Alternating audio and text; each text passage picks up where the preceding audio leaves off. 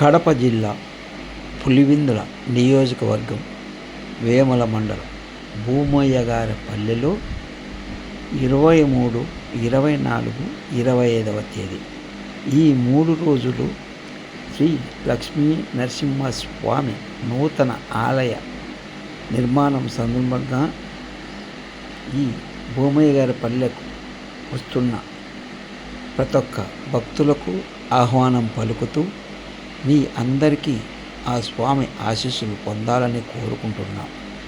ఎందుకంటే ఇక్కడ నూతనంగా మేము మా భూమయ్య గారి గ్రామ ప్రజలు అందరము కలిసి నూతనంగా నిర్మిస్తున్న మా లక్ష్మీ నరసింహ దేవాలయంకు వస్తున్న ప్రతి ఒక్కరికి ఆహ్వానం పలుకుతున్నాం. ఇక్కడ ఈ 3 రోజులు నిత్య అన్నదానం జరుగుతుంది. ఇక్కడ కనిపిస్తున్న ఈ షామియానాలో కిందనే కోలాటములు కానీ తాళం భజనలు కానీ జరుగుతూ ఉంటాయి. ఇక్కడ మీరు చూస్తున్న ఈ ప్రదేశం అన్నదాన కార్యక్రమాలకు సంబంధించినది. భూమయ్యగారిపల్లె ప్రజలే కాకుండా చుట్టుపక్కల గ్రామ ప్రజలు అందరూ సహకారంతో చేస్తున్న ఈ కార్యక్రమం అభినందనీయం. చూడండి, నిత్య అన్నదానం కోసం సేకరించిన బియ్యం మూటలైతేనేమి, అన్నదాన కార్యక్రమానికి వస్తున్న ప్రజలకు ఎలాంటి అసౌకర్యం కల్పించకుండా వేసిన షామియానాలైతేనేమి ఎంతో అందంగా కనిపిస్తూ ఉన్నాయి.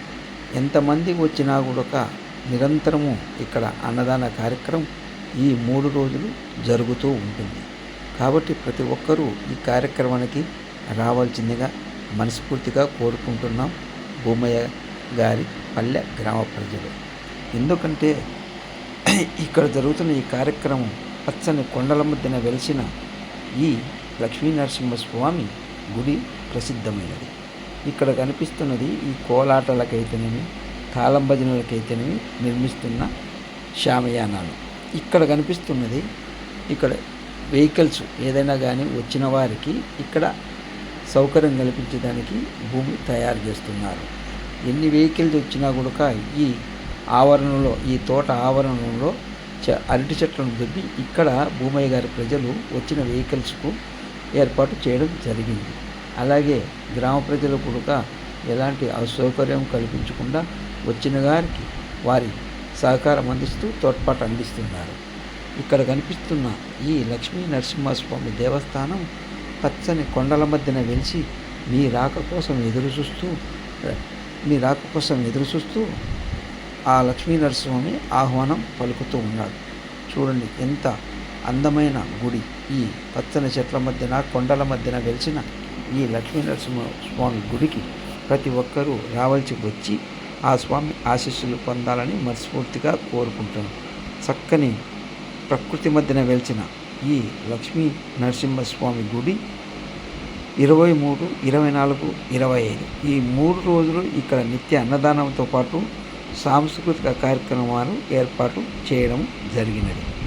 ఇది వెహికల్స్కు వచ్చేదానికి ఇందాక చెప్పాను కదా, ఇక్కడ వెహికల్స్ వచ్చేదానికి స్థలము ఏర్పాటు చేసేదానికి గ్రామస్తులు పిల్లలైతే అందరూ పాల్గొనడం జరిగింది. ఇప్పుడు మీరు చూస్తున్నది మన ఎద్దుల పందాలు అంటే బండలాగుడు పోటీలు.